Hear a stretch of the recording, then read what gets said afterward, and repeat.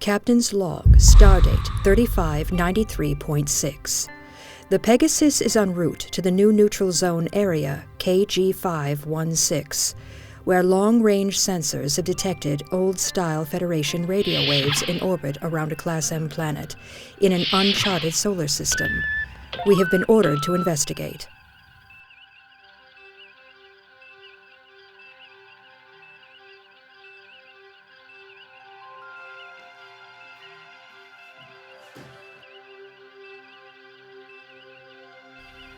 "10 seconds to neutral zone, Captain." I've heard some disturbing rumors of unusual spatial anomalies in this area, Kincaid. Most of which I discount. But keep scanners at maximum range as a precaution. We have entered the neutral zone. 2 minutes to our destination, ma'am. What do you think we'll find, Jay? Well, your guess is as good as mine, Doctor. We're in scanning range now, Captain. Interesting. Mr. Raytok? Scanners have detected a Class EM deep space probe orbiting the planet. An EM? That would make it almost a century old. Correct, Captain. An EM class, still in working condition, and it appears the recording databanks are still active. Stand down from Red Alert. Mr. Raytok, let's download those databanks and see what they have to offer. We'll meet in the briefing room at 0600 hours. Doctor, you're with me.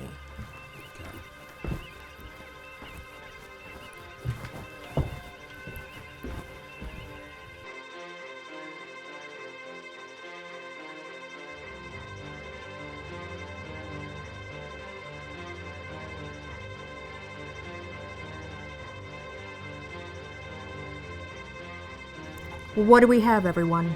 Analysis shows that the probe has been orbiting for the past 30 years and has been monitoring the planet's recent events. Downloads of the historical data indicates that the planet's evolution is almost identical to that of Earth from the first quarter of the 21st century. A troubling time for our planet. Mr. Raytok? Computer analysis shows that the planetary antagonists have been waging proxy wars to further their own standing. Some factions have been enemies for decades, others centuries.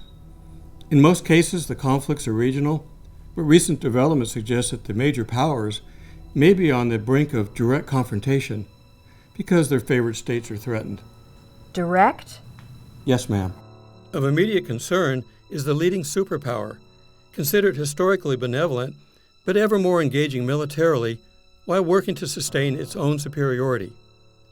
An emerging opponent has attained the capacity to deploy a superweapon, which would bring this state into the upper tier of nations, coming on par militarily with the elites and destabilizing the prevailing balance of power.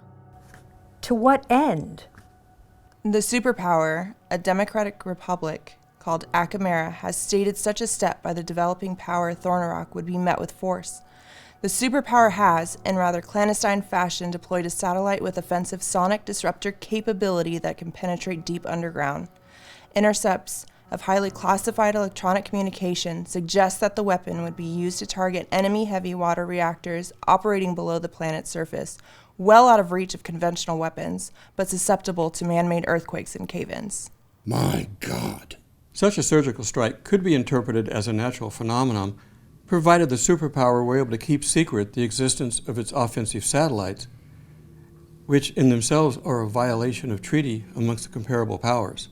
What are the odds of the attack being successful and preventing the rival party from attaining the offensive parity this Akamera sees as an existential threat? I can answer in two parts. The technology for this to be a successful attack is untested, but within the theoretical probabilities of the desired result. As to your second concern, even a successful attack doesn't preclude Thornak from launching his nuclear fusion missiles, as we've discovered at least 3 sites for stockpiling and testing, which are currently not being targeted, suggesting the Ekameras are unaware of their existence. So 2 outcomes. The attack may be interpreted as a success by the superpower, but in reality, they still remain vulnerable, and they don't know it. Or 2, their subterfuge will be uncovered, inviting serious reprisals Perhaps from multiple states, given the treaty violations. Exactly. Either way, the Akamara would be inviting warfare on a cataclysmic scale, leading to a retaliation of full capability, one they cannot anticipate. A likely outcome could be that civilization on this planet will be annihilated. You can so smugly predict the outcome, Mr. Kincaid? Are you certain no intervening force or influence could avert the catastrophe? Some voice of reason? The only intervening force I'm aware of, Doctor, is in this room. And a clear violation of the Prime Directive, Kincaid. Jay, if the Romulans launched an unprovoked assault hell-bent on destroying this planet, we just let it happen? Stand by and say, it was meant to be, when we could stop it? If the Romulans were to come here, Doctor, they would be in violation of treaty, and we could engage them on that basis alone without involving the planet. Yes, Mr. Raytalk. You're the smartest one in the room. We all know it. But, damn it, we must do something. We sent this probe here 3 decades ago to learn something. And by God, we have. Now what do we do about it? I don't see much wiggle room given the Prime Directive, Doctor. We can observe, but intervention is off the table. Unless their sonic weapon was to misfire, then the superpower would know they remain vulnerable and conduct their political and diplomatic overtures accordingly. And there would be no provocation against them with no treaty violation because the weapon was never used. Well, Mr. Raytalk here says the weapon is within theoretical probability. Monitoring communications, Captain, it appears that neither side is aware of the other. We might be able to use that to our advantage. As a note, when this happened to Discovery a couple years ago, they were able to allow the planet to work it out for themselves. With the caveat, it be properly executed, I submit that variable, as the science officer mentioned, could be influenced. Are you suggesting the Pegasus sabotage their satellite weapon, Kincaid? It is the best of all possible outcomes I have heard so far. Every race deserves a chance to live, even if an outside force needs to show them the error of their ways. Playing God never appealed to me, Doctor. Starfleet should really look into providing ship's counselors. All right. Formulate the least aggressive method for moving the needle forward. Be on the bridge in 1 hour. Dismissed. Captain's log, stardate 3594.1.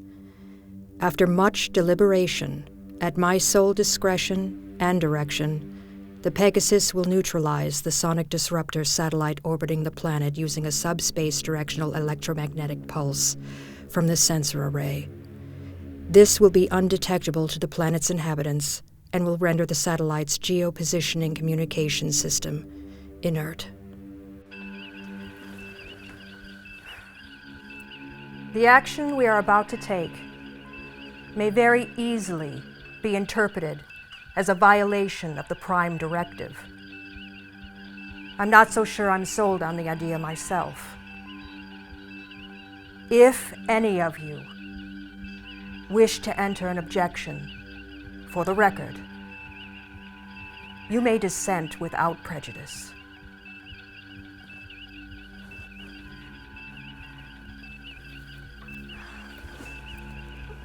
Very well, Mr. Raytalk.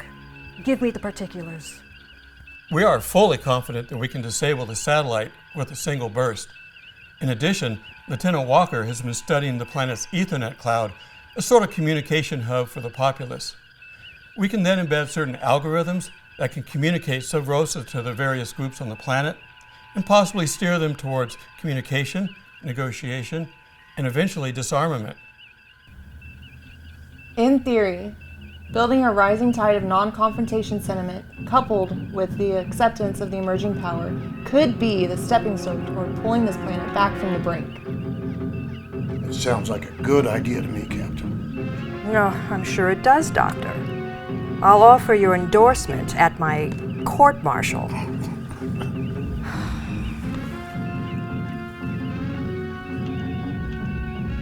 Mr. Raytalk,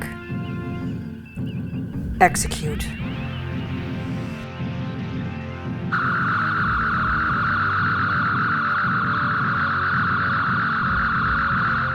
It's done, Captain. We can monitor any impact we're having through my subspace link with the probe. We should be able to sustain contact for 3 to 4 months at space normal speed. Very well, Lieutenant. You are doing the right thing, Jay. Well, we'll see. Helm, set course to leave planet. Ahead, space normal speed. Lieutenant Walker, continue to observe the probe's output. Aye, Captain.